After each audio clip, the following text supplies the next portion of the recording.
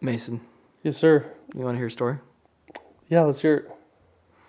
So we kind of teased this one last week, but one of Joe and I's favorite experiences with a homeowner that we had was up in the Silverleaf community, which is obviously multi-million dollar homes.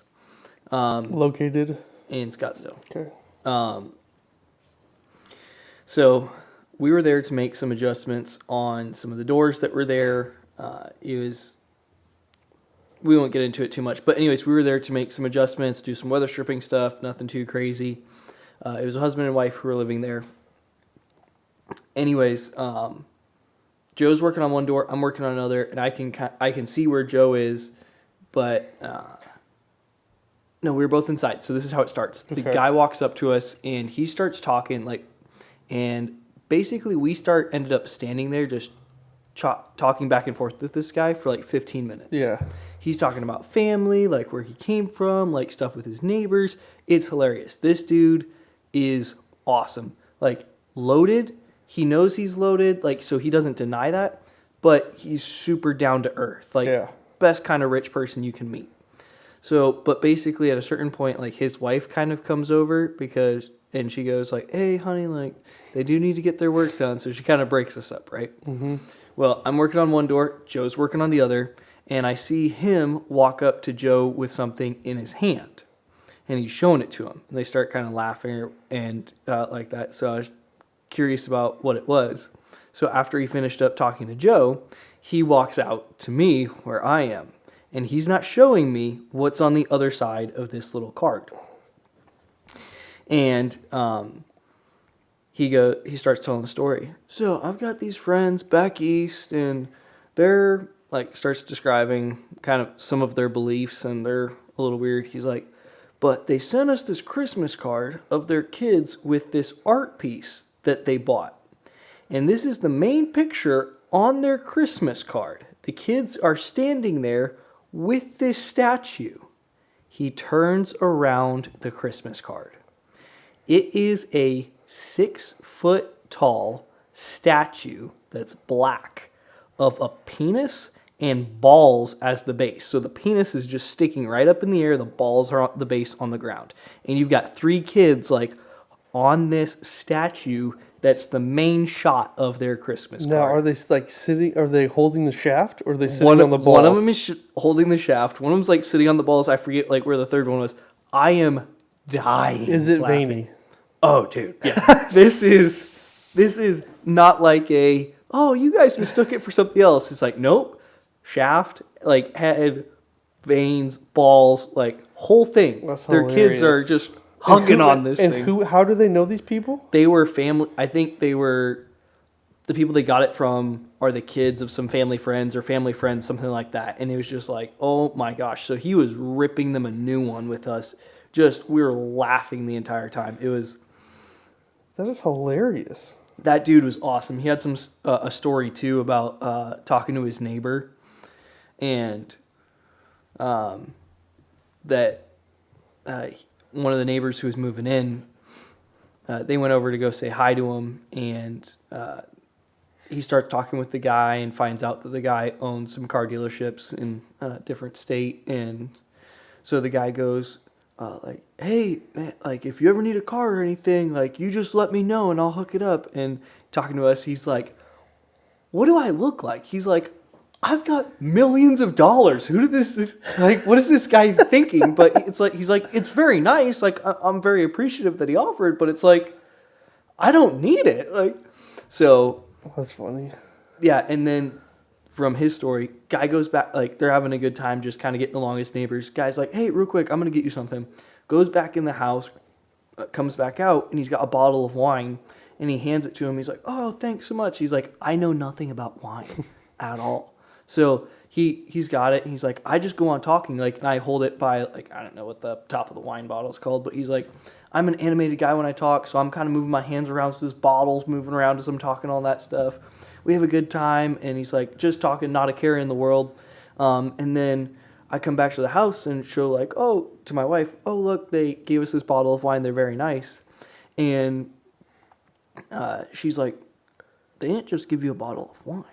That's a $400 Oh, bottle of jeez. wine. And he's like, I felt so bad in that moment. He's like, I'm just out there waving this bottle around, not realizing what this dude gave me. But Have you ever had $400 bottle of wine? no. Have you? It's a game changer. Really? Oh, yeah. I'm not a wine person. But I had a glass, and it was delicious. What was it? Like, was it aged or what is No it? idea. This was back when I was working in the funeral industry. We were at some seminar thing, some hot shot. Bought a couple big bottles of wine for the table. And I had some, and it was delicious. And I get it. I would drink that all the time. Yeah. You should try it. Well, I don't drink. That's true. I forgot. Back before, like, when I was drinking, I remember, like, I So tried. you used to drink underage? No, I drank when I was 21 for like 2 years and then stopped. So Why'd you stop? part of it was I was starting to notice I had a little more weight than I wanted to. My abs were starting to go away, and I was like, no, I'm not doing this. So Oh, cut yeah. that out, cut a bunch of things out, and just never went back to drinking. So What did you drink? Corona a lot. You like beer? You like the taste of beer? Of Coronas especially, there's something as far as like you work a long day, like, and you come home, it's like, you know what sounds really good right now? Corona. That makes it real easy because I do not like the taste of beer at all. Yeah. There's Kilt Lifter on draft is awesome. Out of the bottle, terrible. But you can tell. Like, you pour it in a glass or have someone go to the bar, bring it back, and you can tell. Kill Lifter's okay. But I'm saying, like, I could taste the difference. If it's on draft, it's phenomenal. If it's out Yeah. of the bottle, it's just, no, thank you. That's funny. Yeah. You know, most people that say why they quit drinking is because they did something stupid. They don't like who they are when they're drunk. Yeah, no. But self-esteem issues. That's why you stop drinking. Yeah, basically, it's like I've had abs for like a decade. Does your girlfriend drink? Occasionally, but You don't ever just dabble in like a glass or something? Like for more of a... 'cause I mean, health is more than just aesthetics. yeah. But part of it was too, like, I don't participate. It makes it easy as far as if, like, when we went to Vegas and people are getting rowdy, it's like I don't go that direction, and it's very easy to just be like, hey, like, I don't drink. So Oh, I get that in that scenario. But I'm talking more like just... like socially, as in like, you know, Christmas dinner or something like that, or sitting down with the girlfriend. You don't ever think about it? not really. I think there was one time I came close to having a drink with someone, and it was after, like, they were having that was when we closed on a house. It was that, and then maybe one time where I had someone who's like having a real shit time in life, and it's like, all right. Yeah. I feel like I don't have a problem. Like, I could see myself drinking again, but I just find that fascinating and weird. yeah, Because you don't have an issue. weird You don't things have like an that. issue with it, but that you're treating it like you are a former alcoholic. Yeah, I don't drink. Like I I don't. almost had a sip. I almost did. Okay, here's a funny story. When me and the girlfriend were first dating, there was two brothers that I was showing houses to, and one of them is working on being a stand-up comedian. Shout out to Eddie. Anyways, he invited us out to his one of the stand-up comedy things that he was going to be performing at. So we showed up, and it's a 2-drink minimum, and they've got the non-alcoholic drinks, and she didn't have her ID flipped yet, so she had to get the X's on her hands. And Oh, I jeez. just don't drink, so like we just ordered, like, the first one we got were the non-alcoholic drinks, and so and then we had to get our second. So it was like, hey, can we just get another of the same drink? And when it showed up, took like a drink of it, and I was like, that's not the same drink. There was vodka in it or something. It was All right, like, here we all right. go. Got an idea. Excuse me. What number of subscribers or followers does Sledgehammers in the Office need to hit in order for you to freaking just one podcast where we're taking shots doing a podcast. I'm not talking about one shot. I'm talking about getting drunk on the podcast. I've never gotten drunk. Like, I don't do that. Okay. But So I'll do shots of vodka. It doesn't change my question. What's the number? Because I'm pretty sure it would have to be within a certain time frame. Yeah, because I mean we gotta ways. Because I think we're at 2. No, we're not. We're higher than that. Oh yeah. Well, you started the construction side a while ago. How many subscribers you got? It's probably under 20. Do you care more about subscribers, reviews, or listens? Probably listens, just because, like, that's What's the most listens you ever had on a podcast? combined. Or YouTube video, either or. Not combined. Well, because we've got it Spotify and YouTube is what I'm saying. Yeah, no, just one platform. I've got an episode on Spotify that's got around, it was coming up on 60. Okay. So what? Not a huge viewership, but we do appreciate you guys. What number do we have to hit? And I'm not talking about hammered drunk. I'm talking about 4, 5, 6 shots. Where all right, throughout the podcast, so by the end of the podcast, by what time frame? You're within what really time good. frame? Because I don't care if your number is 1 million views and we get 1 million tomorrow, your ass is getting drunk on the podcast the next day. I feel like my bar's a lot lower than 1 million. Because if I were to say 1,000, I would want to say hey, if we hit but I feel like eventually we're gonna get to 1,000. But because we've planned on doing this for, we said at least a year. So I guess factor that in your decision. All right. So first episode we did together was November 18th. Sure. So if we have a single episode combined. Let's do combined. That sounds better. No, that's so much harder. I don't want to do the math. If we have a single episode. I wouldn't want to make you re-download a calculator app on your iPad. Yeah, me Sorry. neither. Yeah.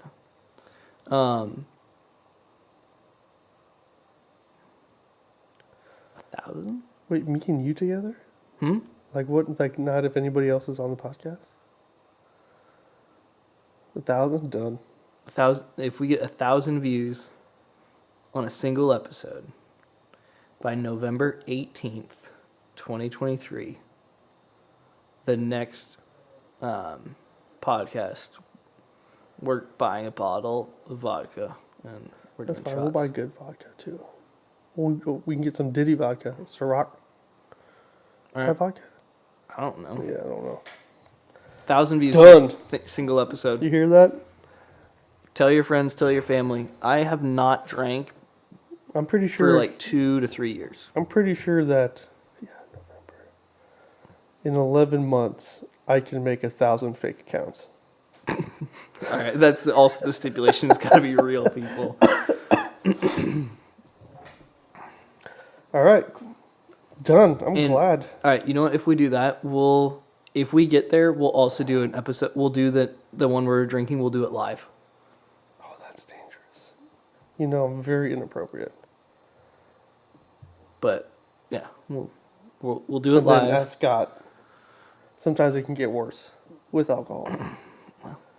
It'll be a good time. If we need to shut it down at some point, we'll shut it down. We can have one sober person with the camera and can just hit the shut down That's button. usually me. So, all right.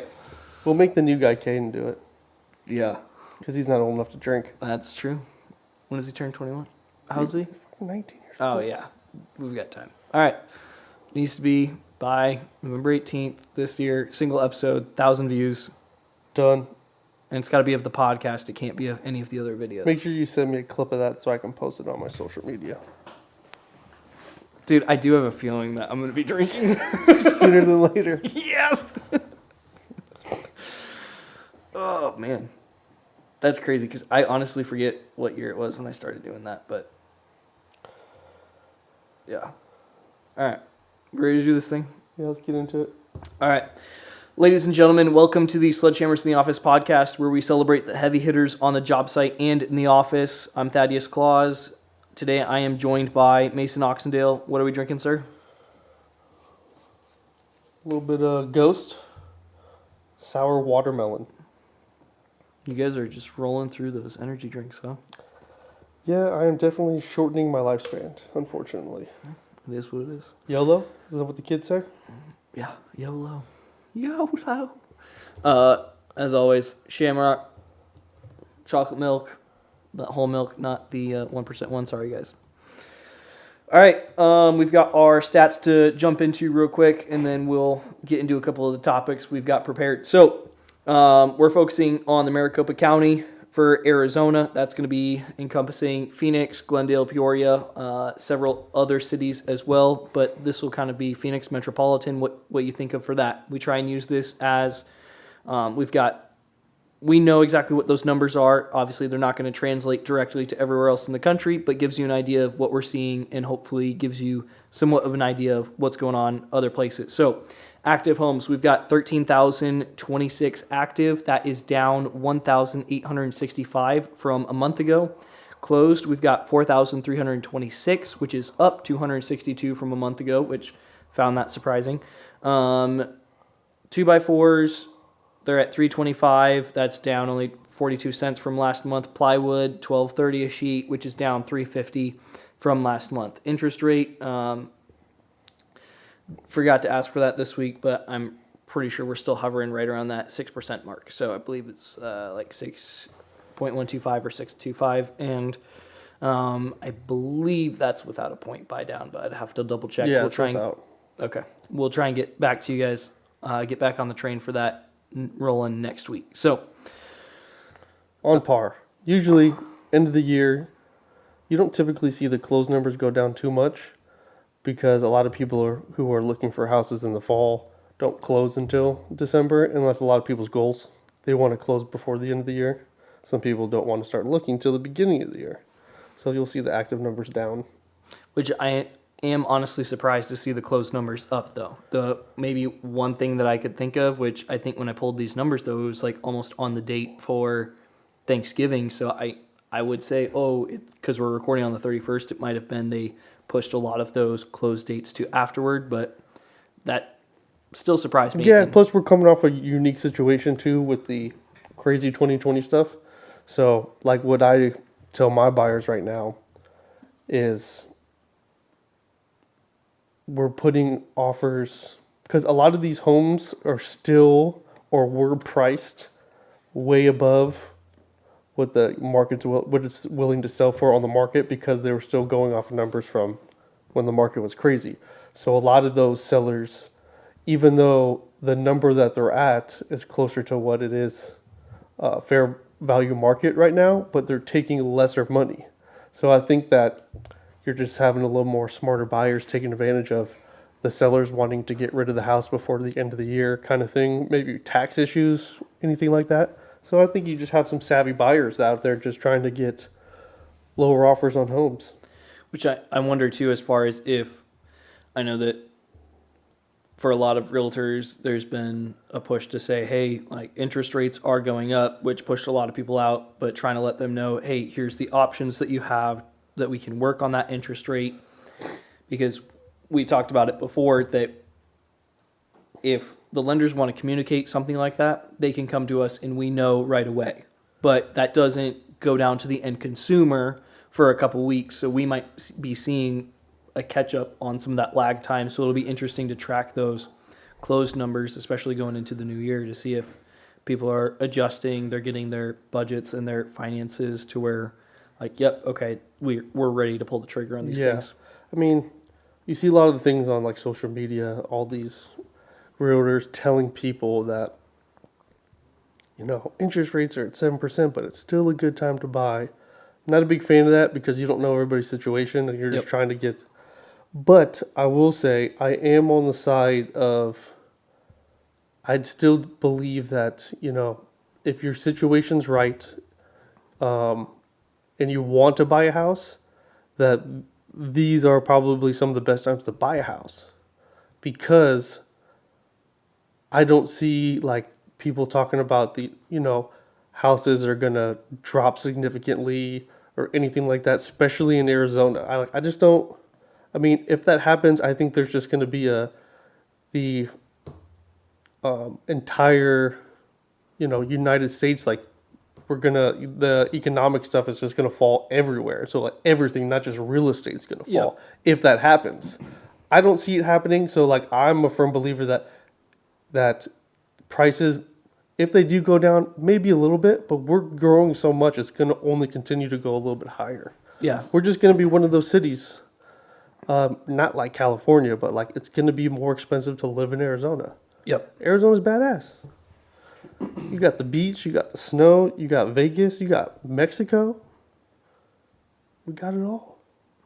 You know We've what I'm saying? got Mexico. We got lakes. What he means is they're not far away. Yeah. Unless, 6, 4, 8 hour drive, 2 hour drive to a little bit of snow, 8 hour drive to some real snow. Yeah. Like, come on. You ever stood in 4 states at once? Yeah, we went to Four Corners. No. In Arizona. Let's see if we can sell that piece of real estate. Represent the government on that one. No. Not the government. The people. The people, I'm pretty sure. All right, you'll represent the buyer. I'll represent the seller. Mm-hmm. I forget, that might actually be on Native American lands. I could be wrong on that, but Yeah, I don't know all that. yeah, we'll get back to that. But I had a thought and I lost it. Oh, I was going to mention, just as far as with what you were talking about with the houses, it's like just kind of like what we talked about last week. There's a lot of jobs coming here. So I'd say the one thing that does make me at least kind of take a look around a little bit is the layoffs that some of these big companies are having. So some of them are starting to try and brace for You're a something skeptic, happening. though. Or what's another word for that? A pessimist. Yeah. Which in some ways I don't know. Not saying that's good or bad. I try and just evaluate both sides of it to where it's like, hey, like if it's gonna be all sunshine and rainbows, cool. But like you can watch the stock prices for a lot of these companies; they've dropped considerably, and to me, it's just like that one's more of a data point. So a lot of these people, as they're running the companies, they've got an obligation not just as a company, but as if it's the CEO to the stockholders to make sure that stock price is in the correct position. They'll do layoffs, things of that nature. So with a lot of the stock prices coming down, we've seen a lot of those layoffs. We saw it earlier this year with, I believe it was some of these banks laying off some of the loan officers because it wasn't as crazy as it was previously, which in some ways, it's just the changes that we're seeing. Yeah, and how many of those like companies hired more people during there because so those are just small factors that you gotta. Yeah, and we're still seeing a lot of markets that need jobs too. So I'm not out here waving the flag that it's doom and gloom right now. I don't want to say that it's always going to be sunshine and rainbows, and everyone acknowledges that. So it's more one of those things as far as just to say like, hey, it's like you said, if we're going to see something happen, we don't believe it's going to originate in the real estate industry. I've said this for a long time. If we see something happen, it's going to originate basically in the general marketplace and then trickle into the real estate industry and go from there. But like we talked about last week, 106,000 jobs coming to Arizona right now. So we're in a good spot for, I think, be able to weather that a little bit better than other places, especially with the kind of jobs that are coming here as well. Yeah. Well, I mean, headlines sell. You Yes, know, absolutely. that's the sad thing is that people just listen to the headlines like this company lays off such and such people. And then people get scared like, oh, what's going on, blah, blah, blah. But they don't realize that, they laid off 1,000, but they hired 2,000 people back in 2020. Right. You Well, know? that, and then I think along with the stock price argument that I brought up, when you look at a lot of these Fortune 500 companies, if you look in 2020, you saw there was just that drop in the stock price, basically across the board, S&P 500. But then what happened? They rallied hard, especially with all of the those checks that were given out to people, whatever that was called. Stipends? I don't think there were stipends, but No. Stimulus. there we go. There we go. All the stimulus checks that went out, that it worked in the sense that people spent the money they wanted to stimulate the economy, so it did. It just ended up stimulating it, and all those dollars seemed to go in the same direction for the most part. And that was a lot of those Fortune 500 companies, which, hey, good for them. I'm glad that they can do a lot of those things. But just like the housing market, we saw it get driven up quite a bit. Now it seems that, okay, let's stop with the madness. Where do we settle into? So Yeah. Well, I mean, yeah, because going back to the headlines, like I saw this, it's like foreclosures are up 20% in 2022. and foreclosures were at like 0. Yeah, for they were at less 2021. than like 1%. Yeah, you know what I'm saying? So like little, like that's why anything, real estate or anything at all, you almost have to, don't buy into the headlines. You kind of want to make sure you know, do your own research. Like, where are we now compared to 2019? That's probably our best point Yep. to make sure which direction that we're going. Because there's no person that can say we could have sustained the huge spike in everything that happens. You know, we had the low and then the giant spike. So it's like, we're coming back. Just don't follow the headlines. I hate people. Although we should probably put more crazy headlines like that on our podcast. So we can get to 1,000 views so that we have our live streamed. Yeah, like I think vodka this one, drinking it should episode. be like, Sledgehammer's in the Office talks about 6-foot black penis. Just leave it at that. Should that be the title of it? 6-foot black penis? Yeah, you ever seen a veiny black 6-foot penis? We're not going to show you because we don't want to get taken down, but we're going to talk about it. Yeah, there you go. Yeah. You did mention something, though, that I thought might be worthwhile to dig into because a lot of people are pretty ignorant in regards to foreclosures. So there's been TV shows in Arizona about people buying foreclosures, flipping them, and the profits that they were making, and it ran for a couple of years. But that's one of the things people associated Arizona real estate with was you can pick up a foreclosure, renovate it, and sell it. So a lot of people start to think, okay, if I don't necessarily qualify to get the kind of home that I want right now, maybe I can find one that's a foreclosure. So I know that we've both dealt with people who are looking into that type of a situation. When you get that phone call, what's the conversation that you have with them when they say, hey, I'm looking for a foreclosure in, we'll say, North Peoria? First question is going to be, do you have cash to buy this, or are you needing to get a home loan for one of these? Because if you need a loan for a foreclosure, you're out. It's cash. You got to buy cash. Because a lot of people just don't know the process of it. What is it, the courthouse? Basically, it's an auction at the courthouse steps. Exactly. That's how you do it, too. And during the foreclosure process, the buyer or the owner has all the way up until the start time of the auction to come up with the money that they're behind on it. Yep. And this is going to vary. The foreclosure process will vary a little bit per state, but as far as for Arizona, there's multiple states that are in the same model as well. So, but the big thing with that, like you said, is you need to have that cash on hand.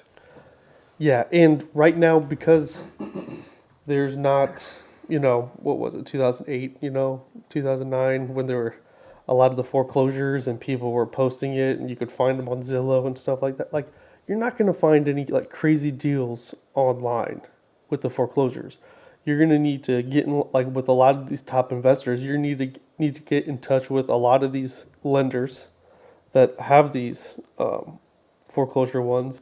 Get in touch with people, go down to the courthouse to bid on them and stuff. Like, you just have to have connections because there's not a lot. Yep. So it just, And most people you can't buy it unless you have cash. Right, and that's going to be the baseline. And it's once you have that cash too, you want to be very educated because the people that you're competing against in that area are educated people. Like for Arizona to be a hotbed, or previously was a hotbed where people were picking it up, there's people here that have experience doing it. So if you walk in with your $250,000 to $300,000 thinking, okay, I'm going to do this, it's like, we absolutely go for it. Make sure that you understand what you're doing, what you're getting yourself into, because there's people out there who have done it before, and that's who you're competing against. You're not competing against me or Mason helping out a client. You're competing against people who have been through that process, and they've got cash just like you do. Yeah, if you're looking for a house to get a sweet deal, you're better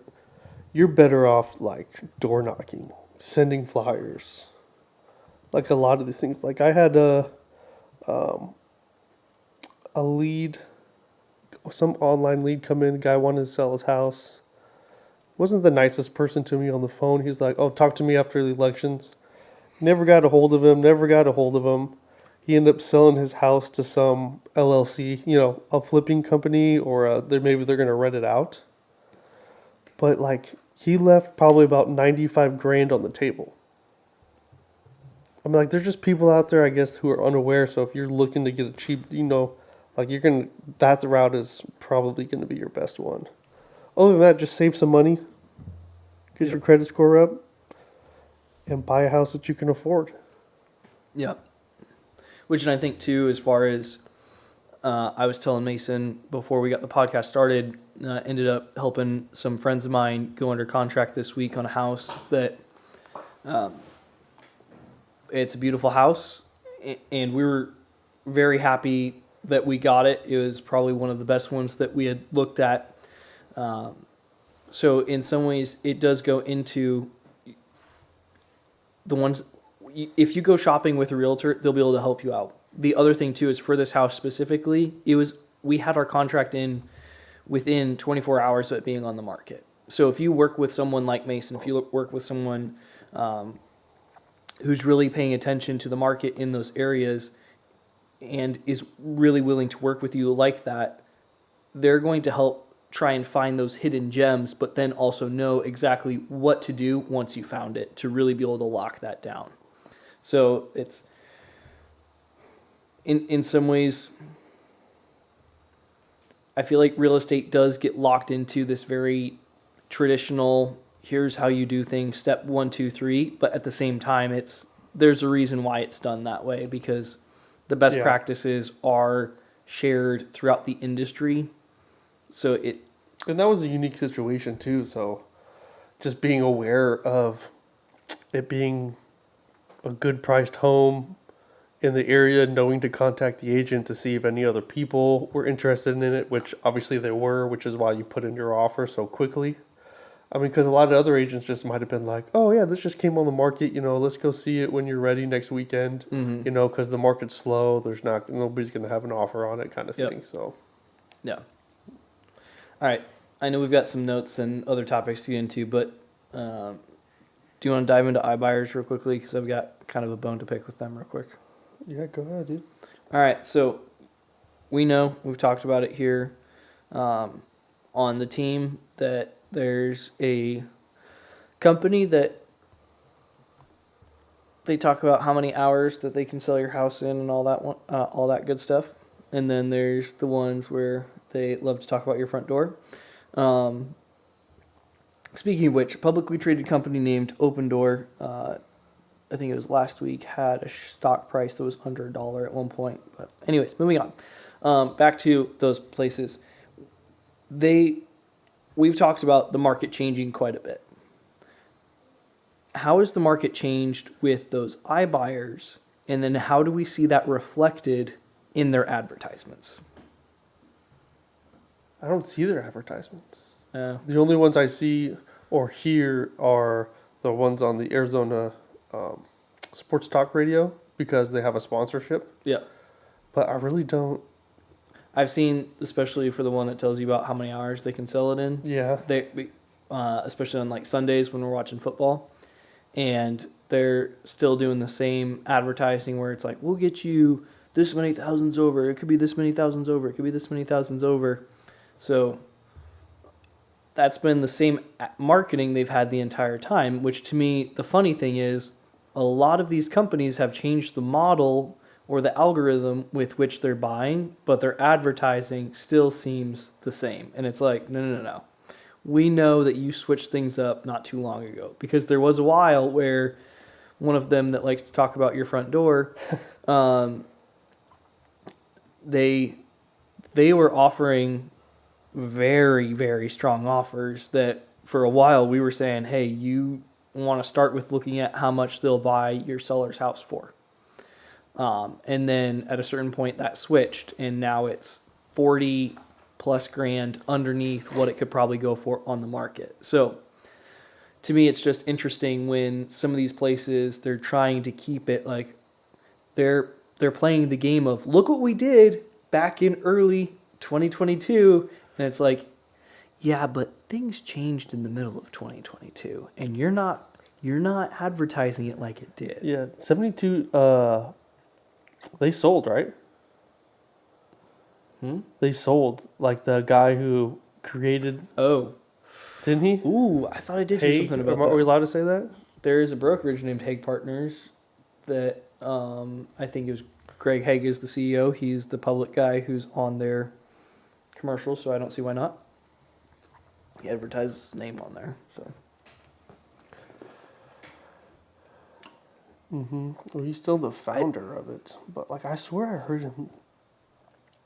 I- He sold. I did hear from I thought it was a Keller Williams agent that 72 Sold is now working with them as well. Yeah, they're partnered with Keller now. Yeah. So that was interesting. And if you guys want to know more about the iBuyers and how they work, because we've used them before, we've both used them successfully before. I'll say that. Yeah. Mason knows a lot about that, so he might tell us a story one day about that, or we can talk to him in person about that. He'll definitely talk to you about that. Anyways, there's ways to use them appropriately, so feel free to talk to Mason. He'll walk you through all of that. Yeah. The guy was a genius, though. Marketing wise, yeah. Yeah, I mean, he created this marketing company in the heat of when you could Yep. sell your house by Yep. just going outside yourself. Mm-hmm. Genius move. Yeah. Seize the day. All right, we've talked about a lot of real estate, so I want to put things on pause real quick to talk about a little construction project from the week. Okay. So we're wrapping up this project. The general contractor that I'm working for, he's wrapping up this project in Phoenix. It's a commercial expansion. So the building's already there. They just need it retrofitted to what the client is looking for. And they've got motion sensor lights on for the lighting in the office space. So there's a motion sensor on one side. It's then a three-way switch, which means there's an additional switch near the other entrance that is just a single flip switch, right? Mm-hmm. That switch is basically like, it's not a dead man switch, but it's the command switch in a way. So if you turn that one off, that motion sensor isn't going to work. If you turn it on, cool. But basically they had it in, they wanted the locations flipped. So our electrician that we were working with, they came out, they flipped it, and they didn't charge us for it, which was very nice of them. They did. Don't they have to like rerun the wire, the main wire? No, because I think with the way that it's run off of the three-way switch, the switch itself. You just put it in the different holes on the switch, like the main power one. This is something we should talk to Malachi about, because he would know more. But yeah, I think that's how you can put it in a different spot on each one. That's probably. So there's They didn't have to rerun wires, is what I'm saying. No, they okay, didn't. good. Because you've got your hot, your neutral, your traveler, and you should have your ground as well. But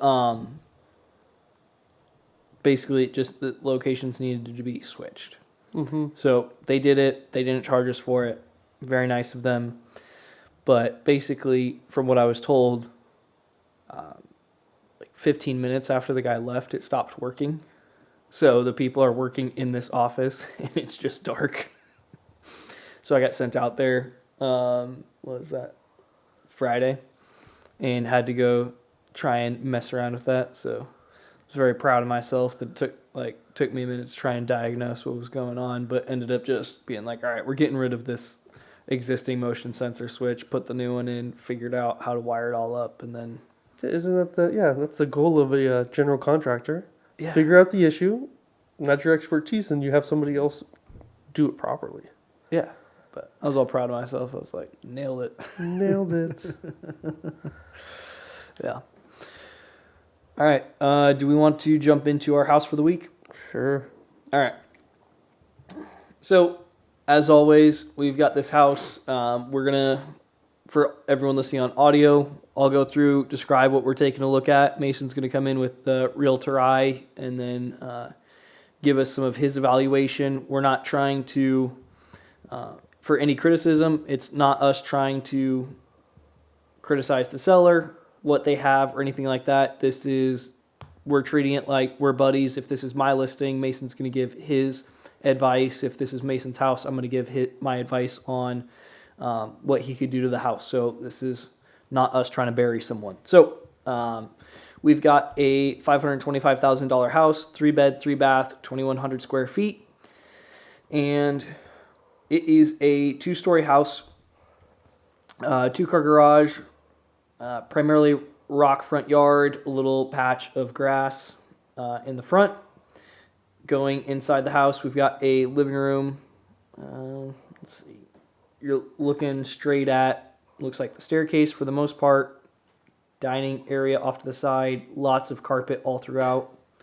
There's a family room. That room has tile. That one doesn't have the dining table, which is kind of interesting. They've got a fireplace in there. Kitchen, it's more of, I would say, like a light brown to beige cabinetry. Would you agree with that one? Yeah. Island, 2 bar stool seating. And in the bathrooms. Granite countertops with backsplash. Yeah, true. I did miss that. Good catch. Bathrooms look like probably the original faucet. Pretty straightforward. I'm not seeing anything crazy there. Looks like there's a playroom upstairs or in the loft area. Looking at the master bedroom. And I don't know, I feel like there's not a lot of detail to put into this. The finishes in the master bathroom look like they're pretty original to the house. You've got the bathtub with the original surround on it. Shower, original shower stall there. One of the kids' bedrooms, it looks like a wood floor on there. Might be a wood imitation something. It looks like guest bath looks the same as far as original. We're seeing a lot of original in this. In the backyard, we've got a pool, nice patio. We've got some shades on there. Looks like that's pretty well set up for entertaining, things of that nature. Anything I missed? No. All right. As far as kind of the construction eye goes, a lot of this looks like it's been, at least from the pictures, and we always say if you see something that looks good on pictures, go see it in person because we pay photographers for a reason. But it looks clean, but it looks like most of this stuff is, I'd say, dated. Mm-hmm. So a lot of mostly just cosmetic fixes, and you can kind of do those as you go. And Yeah, what, along the way. 1997, that's when it was built. Yeah, Yeah. that makes sense for the Everything stuff that's fits in there. 97. Yep. Okay, Mason, take it from there. I know that we talked about running some comps on this house to try and give an evaluation of the price. If you want to talk to us about when this house came on the market, what the price was when they first listed it, and what we've seen since then. Okay, so real quickly, so as an agent, you can't make your sellers do anything. All you can do is give them advice on what to do. My biggest thing too is that, because you hear horror stories about everybody having to keep their house so perfect for people who are showing it, blah blah blah blah.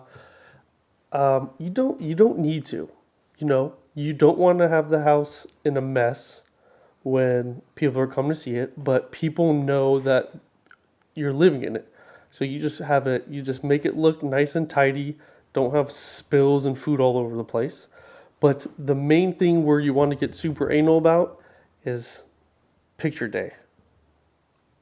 picture day would be the time where if you're going to stress about it then. Where every little thing, you want to make those pictures perfect. Because nowadays, what was it, 20 years ago when you used to have a book of what houses were for sale and you'd find the address and your first time seeing the home was inside of it. Nowadays, your first time ever looking at the home is online with pictures. First impressions, everything. So you want to get your pictures right because the second time they see your house will be when they go inside of it. So, like little things. So like the front picture, the yard's overall nice, but they have a little bit of rock overflowing, and there's rocks kind of on the driveway and everything. Like, take some time or pay somebody to sweep those up, make it look real nice, blow off all the leaves and stuff off the fake carpet. Take that basketball hoop, put it in more of like maybe on the side, like where most people have it when they shoot.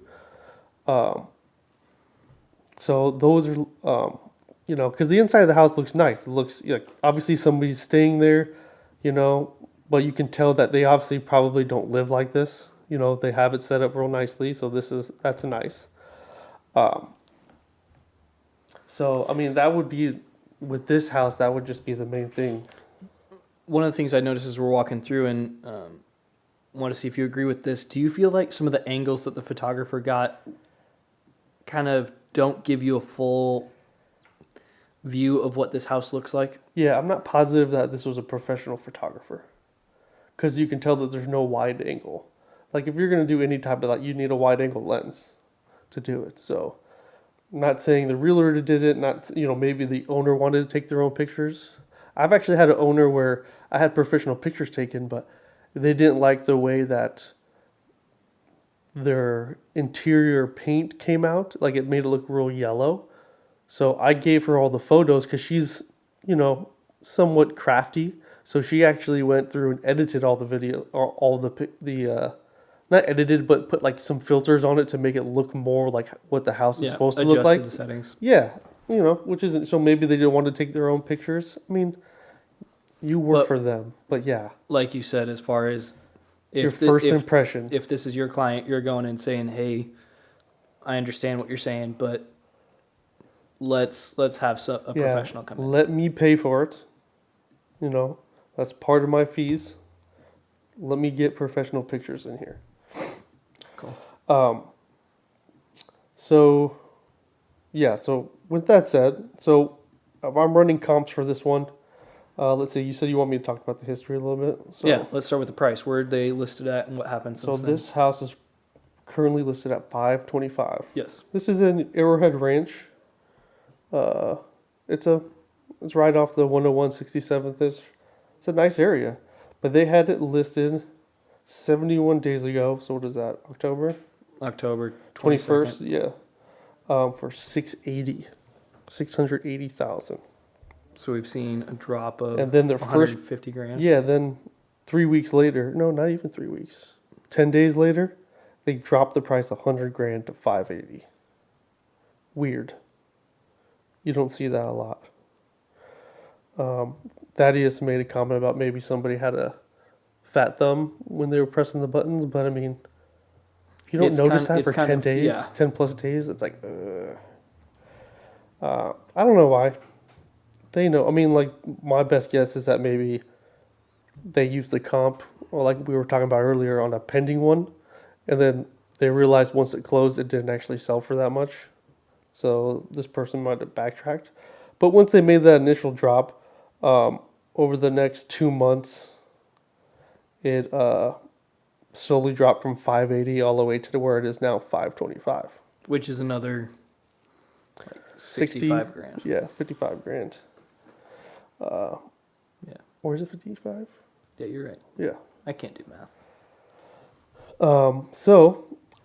Basically, when I run comps, obviously the biggest thing is not necessarily number of beds and bath, but it's your total square feet.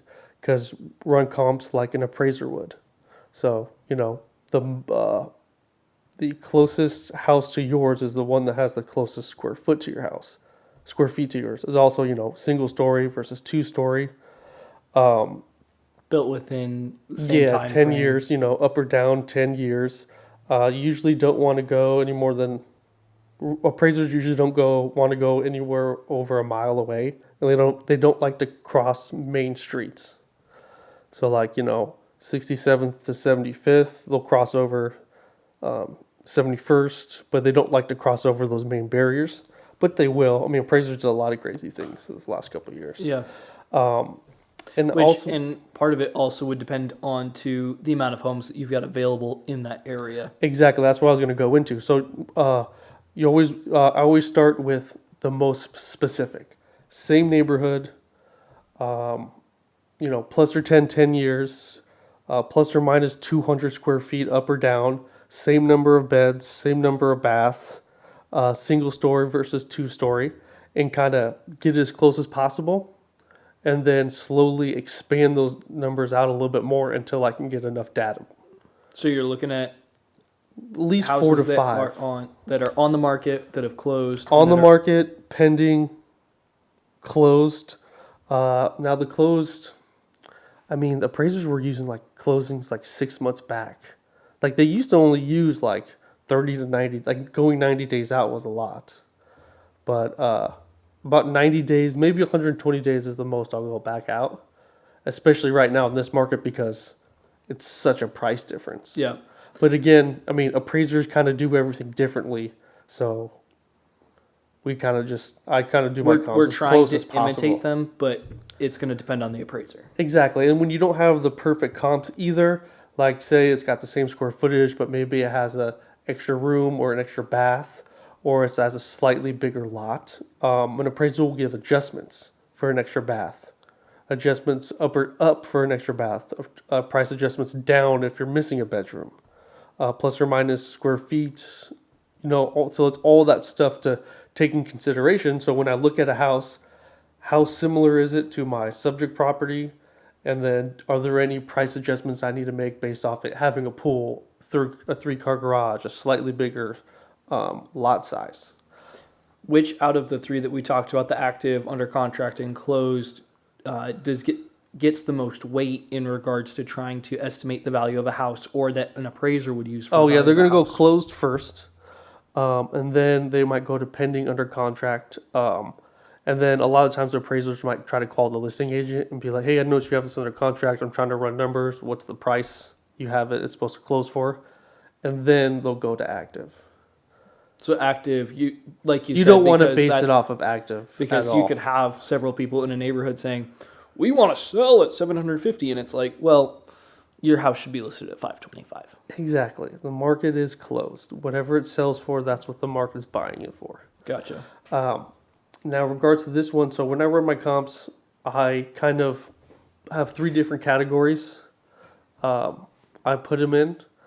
I kind of do more of a like ABC essentially. So there's 3 different price points that I think a house can sell for based on the upgrades. So a C, average. So it's kind of like there's little to none upgrades, but the house is nice, it's clean, it doesn't have holes in the wall or anything crazy like that. It's not like a fixer-upper, because Yep. that'd be like, an F. Yep. And then most of those don't even go on the market anyways. Yep. And then you have a B, which would be some upgrades. And usually those upgrades have to be in some of the main areas, like the kitchen, master bath, and stuff like that. Flooring, different things like that. And then you have A category, which is a lot of upgrades. So you have the kitchen, floors, cabinets, all that kind of stuff. And sometimes I do add a 4th category, an A plus, for fully remodeled. Like you can tell this was gutted, the landscaping, they added stuff. Because sometimes in different areas, a fully remodeled house is going to sell significantly more than just a fully upgraded house.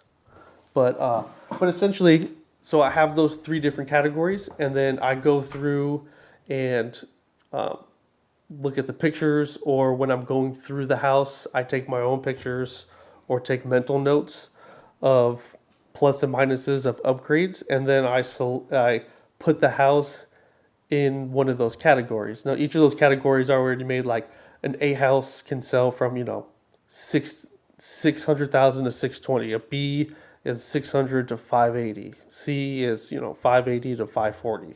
So it has that price range. So I stick a house in a range, and then in that $10,000 to $20,000 range, I'll based off of what am I trying to say? You take those ranges to I your make sellers. yeah, exactly. So I put them in the ABC, and then I make adjustments plus or minus off of the comps that I already have. And then I go to the seller and say, this is where I think we can start it at. Yep. Kind of deal. Yep. So looking at this house, it's got a lot of carpet. It doesn't really have any upgrades. The two kids' rooms have new flooring in it, but it does not the same flooring, doesn't match. And the house look is really nice, looks really clean, and I think what they did a good job of is that they did a lot of accessories upgrades. Like you notice they have new fans, new lighting. In the bathrooms they have new mirrors with like cool designs around the mirrors. But they did a lot of things to spruce up the house. But really it doesn't have any upgrades. It's got original. I don't know if the carpet's original. It really might be though. But the tiles original, the cabinets, the countertops, the bathrooms. Those are all original. The outside looks like it might need to be a little painted. And the big thing too, like we talked about earlier, is for us to say, okay, it's not updated. We're not trying to There's not a knock. bash someone's house. It's just like you said. We're trying to establish value. So when someone's coming to say, hey, where does my house sit, and why would my house maybe not be the same price as something that sold down the road or within that 1 mile radius? It's to say, well, they've done a couple things that you guys haven't. It's awesome that you've kept it really clean, because that keeps us very far away from those failing type houses where it's like we got to figure out who would even be interested in taking a house that just has holes in the wall or carpet that's all torn up with dog hair running everywhere, stuff like that. Yeah, exactly. It's my opinion, not of how nice your house is. It's my opinion of where it falls based on the number of upgrades that are selling on the market, kind of deal. I mean, because most people like you obviously you make upgrades to your house to make it feel cool because you like it, but you also know too that certain upgrades are worth more because it enhances the value of your home. Yep. Kind of deal.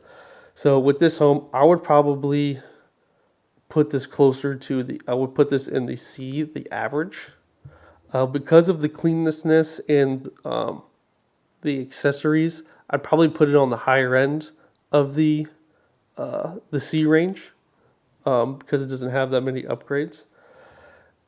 And so with that being, I mean, like fully remodeled homes in this area we're selling for like $680, kind of like what the original price was, but they were super nice on the inside. So honestly, this 525 so that'd range, be like your AA plus houses. exactly, yeah. So there's same exact house except it has an extra car garage. It's not as clean as this house, but it has the same upgrades as the other one. Sold for $530. So I think this So that puts that 525 is probably a more acceptable market price range too. And that goes back to, like, we'll kind of wrap this up here for the house, but like Mason said, we don't know as far as what the agent went through with this. They may have done an excellent job with the comps. They may have presented this to their client.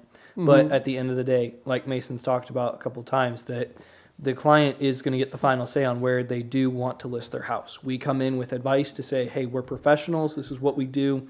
Here's the houses that we've sold, and this is what it looks like when we do it accurately, properly, all those things. But they can always veto that. Exactly. And to give kudos to the listing agent is that maybe 71 days ago when they originally did their comps and they ran comps 120 days, 3+ months back, maybe those comps supported it. But it's a weird time right now. Our market is kind of adjusting because it went up so drastically and it's like slowly coming back down to the normal. So it looks like she has it properly priced in today's market and what it could sell for. Awesome. So I think this person did a good job, and then probably going to get sold here by January, just because January's tomorrow. Yeah. All right. I know we're getting ready to break the hour mark right now, so thought we'd talk about one more thing before we wrap it up real quick, and that was kind of Is this controversy? Controversy? How do you say that word? Why am I? controversy, Yeah. controversial. Yes, that one. What is controversial? What you're about to say? Is it the last bullet point? The vinyl floors thing. Yeah. Yeah, which I kind of put that as a reminder for myself, but I put in our notes, vinyl floors are a scam. So I know there's going to be a lot of people who have vinyl floors in their house that I don't want you to dick. be yelling at me right now. Like Mason. He I saw think, that. though, I can't remember. I mean, shoot, my house was, I don't know. It's been almost a year since I picked out all that crap. Yeah. So it's not necessarily that I wanted to come in here and just slam vinyl floors, but I did want to come in and You had a headline that we talked about earlier. Coming in hot. Yeah, coming in hot. I did it for everyone who had the notes for the podcast. If we want to let's just take a couple minutes as far as from your perspective, my perspective, are there any finishes that you see in a house that you're like, they get oversold? Because vinyl floors to me, those are ones where it's like, all right, they're not a scam. They're just oversold for what they are. I don't want to take shots at certain people, but we'll say I was over at someone's house within the last couple weeks. And So Joe's house? No. Oh. They have vinyl floors in their house, and they put them in a couple years ago. It looks very nice. It's great. Like it's flooring. So you need something on the floor. That's basically it, right? But you can start to kind of tell there's certain spots in the floor where it's not as tight as it once was. So this, I'll admit it right now. This is a completely construction nerd moment. I can walk into houses, and there's some houses that I can tell from tapping my foot on the floor for some of their tile to tell how adhered the tile is to the floor. Mm-hmm. Basically, you can kind of get a feel for the same thing with vinyl. It's something you have to pay attention to. So if it's in your house... There's two types of vinyl too, right? Or no, is one not really vinyl? What do you mean? Like, because you got the pieces that connect in, and Mm-hmm. then you've got the adhesive vinyl. Which I'd say 99% of people aren't doing the adhesive. Like, because, all right, so let's even... The house that we just sold, that you did some work on too, that was the adhesive stuff. Okay. All right, let's take a detour real quick. There's a difference between a floating floor and a floor that's adhered to the ground. Mm-hmm. So the floor that's adhered to the ground, we're going to take wood flooring. There's two ways of laying down wood flooring. And one of them was you would have a trowel that would have this glue that you run across the floor, and then you're laying your wood flooring down. And it makes it a huge pain in the ass to take out because basically you need to take a saw and create a checkerboard all through their house with 6-inch little squares. And then you take a jackhammer and jackhammer it up because it is stuck to the ground But is that the best way to put it up? So, because as a homeowner, I don't give a shit how hard it is to take it up. I want the best quality, best way to put it down now. Right. Yeah. So what I'm saying is that's going to be comparable to your stick-on. Okay. As far as when you use a stick-on vinyl plank, that's going to stick to the ground. It's going to hold really well. The other way of doing a wood floor is called a floating floor. So for this, you're going to put a vapor barrier on your concrete. If you were to tear up all the floors, it's just raw concrete. You're going to put a vapor barrier down. Sometimes they've got a little padding that goes in there too that will act as that vapor barrier. You lay your floor, and then your baseboard is going to get set on top of it. And if you've already got your baseboard set, sometimes you'll put quarter round that is nailed into your baseboard and then holds that floor down. So when you go to take out that floor, it's very easy because all I have to do is pull the baseboard or pull that quarter round, and I can come through and just get my pry bar under and boom, boom, boom. I'm yanking it out. I'm demoing it very quickly. So on my side, it is important more for the price on the demo, but to the homeowner, like you said, that's the end customer right there. Yeah. When it is really stuck to the floor, it's going to be the most secure. If you have someone who knows how to do a floating floor really well, obviously it's going to be fine. I'll say the same thing for vinyl floors. If you've got someone who really knows what they're doing, can really lock it in well, then yes. My thing is more vinyl, especially what we saw on a lot of these listings, and then the reason why you saw it in a lot of flips is because it's very cheap, it's very quick, it's very easy. So basically, the flippers or whoever, they reduce their price across the board. You're paying installers for less time, less money on material, all those things. Yeah, and it's taking less time to get it fixed so you can get on the market quicker. Right, exactly. So, but part of the concern is that I don't think it's the same quality as a lot of the other materials that you have. So it can look very nice, and a lot of that is what we're looking for with the aesthetic. But it's one of those things where I think it's one of those overrated finishes in some ways, where people will put like all in bold on their real estate listings, premium vinyl flooring.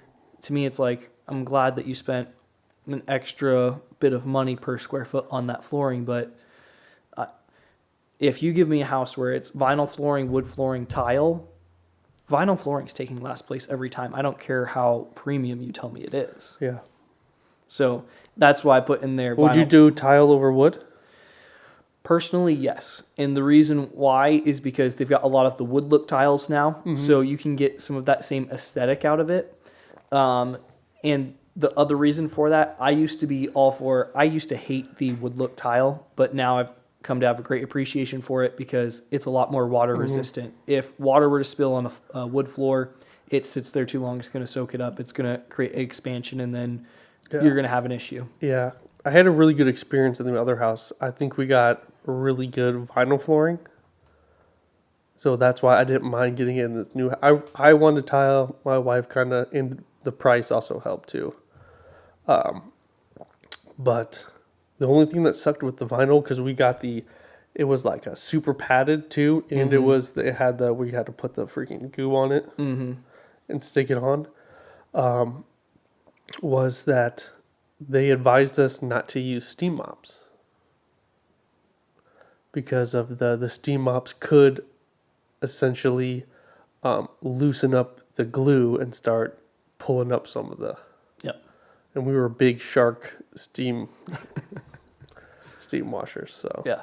So, and that's why, as far as vinyl floors are not a scam. I think they're just overrated. So if my number one reason why I hate vinyl floors, because most people put the cheap shit in, are the transition pieces.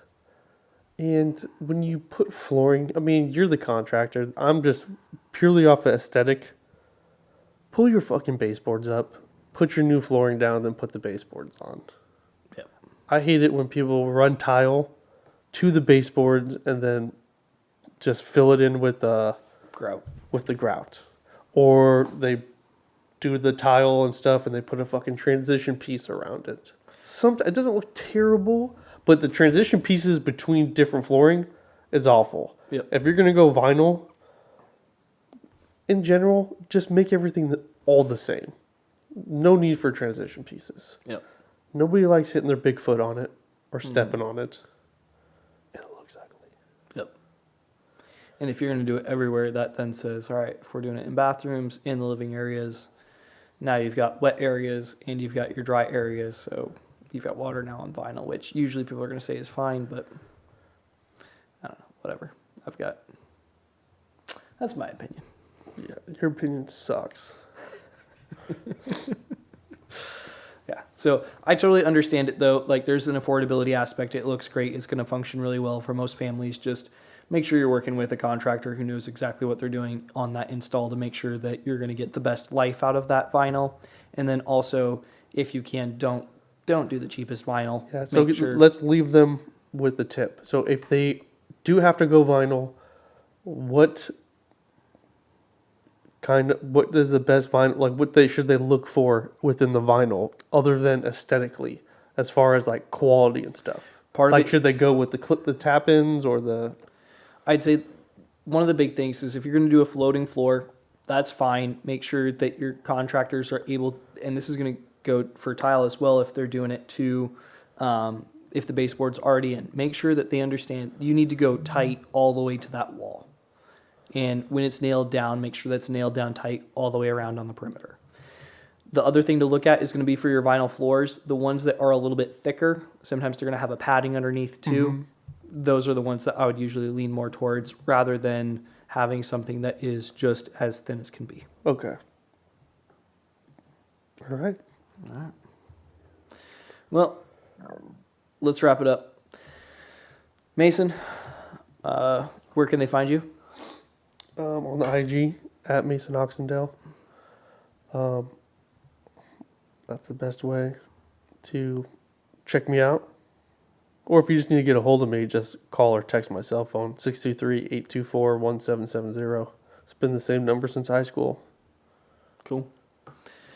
And then we've been teasing it for a while, but we're going to keep teasing it probably for at least next week. We've got some stuff that we're trying to get prepared for everyone going into... Whoops. Elevator music. Going into the new year. So we'll let you guys know once that's out. But until next time, I'm Thaddeus Claus. You can find what I'm doing with real estate at ThadAZRealty on Instagram, construction at Cyto_building. And until next time, I hope your hammer stays accurate, your Wi-Fi fast, and your work blessed. See you, everybody.